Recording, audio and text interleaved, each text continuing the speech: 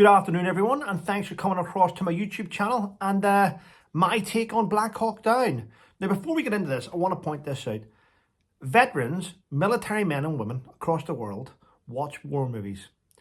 99% of the time, we cringe at what we see, or what's portrayed to be a war, or what actions take place in the middle of a gun battle. And many of us cringe. Veterans, if you ever sat with a veteran during a war movie, they will point out things like, that badge is wrong, that's upside down, the rank's in the wrong place. Look at the buttons, that's the wrong buttons for that jacket. Look how they're running with that kit on. You can tell there's no weight in that. It's unrealistic. He's moving to the left when he's been shot. He should be moving to the right. Why is he getting down? Why is he calling in fire support? They're the wrong boots with that uniform. What is that, a South African cop vest he's wearing? Why is he wearing this? Why is he wearing that? So veterans critique everything. I mean, whenever you see someone fire a rifle in a war movie and you see a soldier go like this and it misses him, unrealistic, it would have hit him. So a lot of veterans watch war movies and we cringe. Now, there is a few movies that I watch which I enjoy. Black Hawk Down is one of them, actually. Black Hawk Down was a mission in Mogadishu in 1993. Before I joined the army, I didn't join the military till 1994. And I watched that movie. And at the time when I watched that movie, I had a different perception of it. It looked to me, I was going, wow, that's unrealistic. That's unrealistic. Can they do this? Can they do that? But it's now, having over 21 years experience now on many operations involved in many gun battles towards enemy forces, that you start to sort of take note. And I've watched it again. Recently, there's been a show called Surviving Black Hawk Down, which I've watched. I've listened to the survivors, people that took part, whether they were Delta Force or Rangers. And I've listened to a lot of people. And I've watched it time and time again. So, Black Hawk Down. For those out there that have watched it, and I'm sure the majority of it have watched it, you'll know that I have the privilege and the honour of knowing one of the actors in it. I know Matthew Marsden, that took part in the movie, one of his first Hollywood movies. And he got to work with the Rangers. He got to work with the US military and how to get fit and how to move, how to mask his movement, which way to carry the weapon system, how to move through fire, under enemy fire. Now, I've watched the movie several times. So what do I think about it? Well, let's see. Well, let's just say, and we all know this, it didn't go as planned.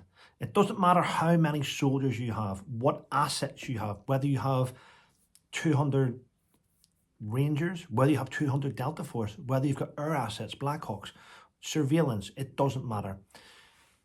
We all know, because we learn from experience, that whenever you go into a built-up area, a town, a city, your soldiers will not know the area. They will not know the alleyways. They won't know the shortcuts. They won't know the angles. They won't know the buildings. They can study it on a model, but having real human intelligence on the ground is vital. And that's where they lost. You're going to go into an area filled with what is potential enemy threats. Civilians with weapon systems on every window firing down on you. It's a losing battle. It was always going to be a losing battle. However, from the US military side of things, could have been a lot worse. Moving into an area which is not your own, having to watch every angle in a built-up area can be the most deliberating thing you do. Your heart beating through your chest, having to watch every angle. There's not enough of you. Moving up the streets. A bit like moving through Baghdad. Knowing that there is a potential threat at every windowsill, at every corner, at every doorway. When I watched the gunfights, the gun battles between the militia and the US forces, I felt my heart start to... I felt nervous because of the velocity and the ferociousness of the militia attacking US troops. It was heartfelt. Whenever you are under a threat and you're getting hit from about 4 or 5 different places and you can't actually move forward with fear of being killed, It is probably one of the most scariest things you'll ever go through. And what takes over is humour. The odd laugh, the odd giggle. It's panic. It is absolutely panic. So Black Hawk Down, in my own estimate, the gun battles are extremely realistic. The injuries are realistic. The fear etched across a lot of those Delta Force and Rangers faces is realistic. There's nothing worse than not knowing that you have got backup, looking up and seeing your bird, your helicopter, your support, in a puff of black smoke about to crash, sends fear and shock. I remember being in Sangin and we'd taken casualties. Musikala had taken casualties, and orders came from the top not to fly in casualty evacuation heli because the fear of losing one of those aircraft was so high that they weren't willing to risk it to go and pick up casualties. That's realism. That's when you start to think that they don't care. Now, I believe the British should have the same mindset as the Americans, leave no man behind. But that depends on the threat. Sometimes you have to.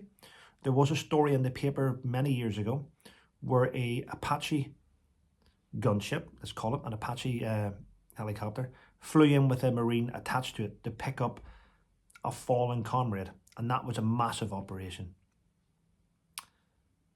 So if you're going to watch it, watch Black Hawk Down. But once you've watched it, you need to watch Surviving Black Hawk Down. Fantastic movie. And a fantastic documentary based on real life experiences. I believe Black Hawk Down is up there with the most realistic ones I've watched. Saving Private Ryan is another one, which I'll touch on another video. There's only 4 war movies that I've watched which is so realistic that it probably puts you off joining the military. But you won't know until you watch. Thanks for watching. Have a great day.